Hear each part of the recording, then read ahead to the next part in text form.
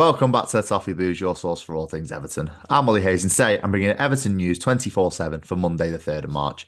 So let's get straight into it. Today's headline is centred around potential incomings in the transfer window this summer, and it's from Claret and Hugh, who've reported through West Ham Central over on X, which is a very respected West Ham source on X. They've reported that Everton are interested in Vladimir Sofal and Thomas Souček, the pair from West Ham.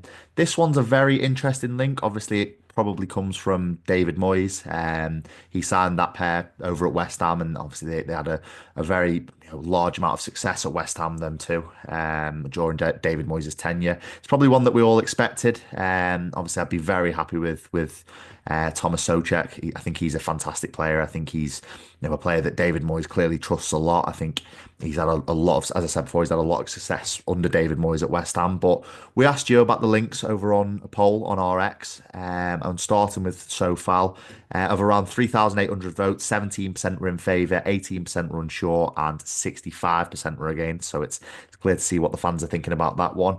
Obviously, Sofal, he's getting to an age now where he'll probably lose that yard of pace. I think he's probably just a solid pair of hands. Obviously, as I said before, when you lose that yard of pace as a fullback, it is very noticeable. Wingers nowadays in the Premier League are getting quicker and quicker. So, if you think of him against like a Jeremy Doku, for example, I think he's probably going to struggle. So, I think that's why Everton fans are probably against this one. It's an aging fullback and probably one that not another one that we need on the books.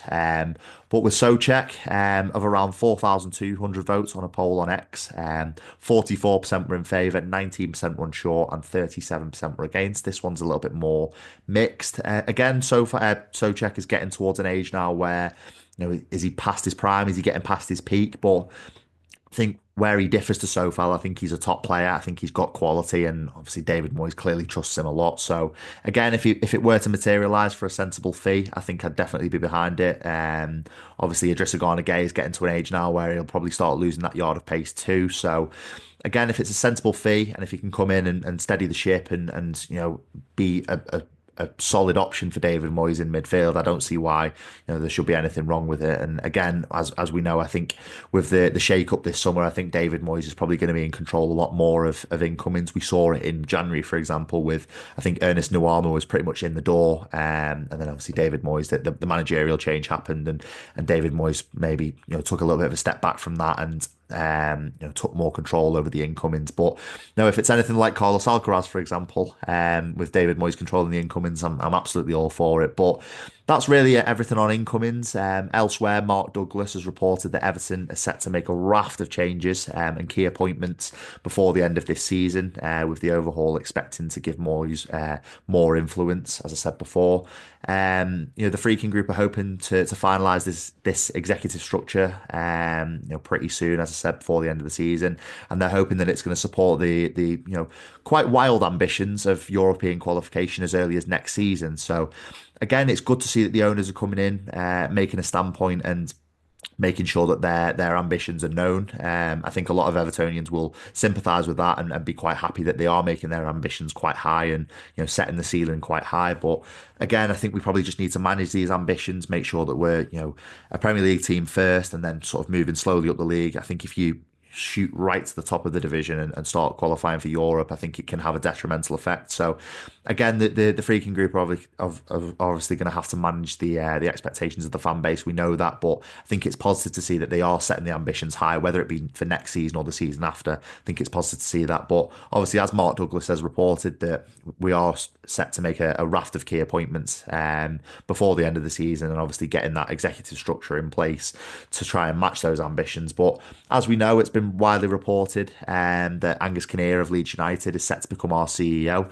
So I imagine I would a lot more announcements and appointments like this will happen in due course, and a lot will follow in the coming weeks. But again, it's good to see that the Friedkin group are putting their own stamp on it, and obviously, as we know, with Kevin Felwell leaving, it's clear to see that they are going to put their own stamp on things and make sure that they have the executive structure in place which they're comfortable with. Which again, I don't think an Evertonian can complain with that. I think it's really positive to see that they are putting these measures in place. So fingers crossed they can get the appointments right, and we can start catapulting ourselves up the table. But this comes with the news from Graham Bailey of TBR Football, and he reports that we have a shortlist for a potential director of football and a sporting director. And on this shortlist is Dave Weir of Brighton.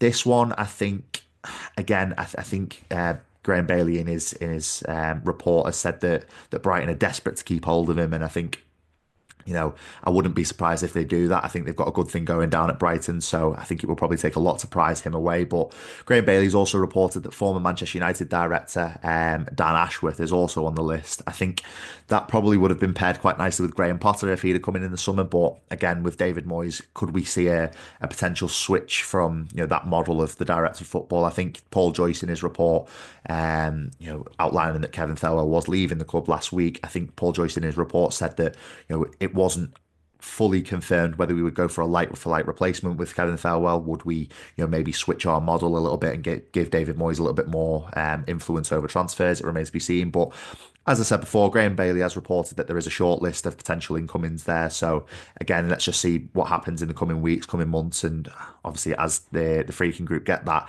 executive branch, that executive structure in place, I'm sure we'll find out more in the coming weeks. But away from the footballing side now, and it's surrounding Bramley Moor. And it's the club that they're actually already branching out the use of Bramley Moor for sort of mixed use, not just footballing events. Rugby news site Love Rugby League, they've stated that a marquee international game for Rugby League is set to take place at Everton Stadium at Bramley Moor. And they've reported that England obviously facing Australia in a 3-test series towards the end of this year for the first time on home soil since 2003.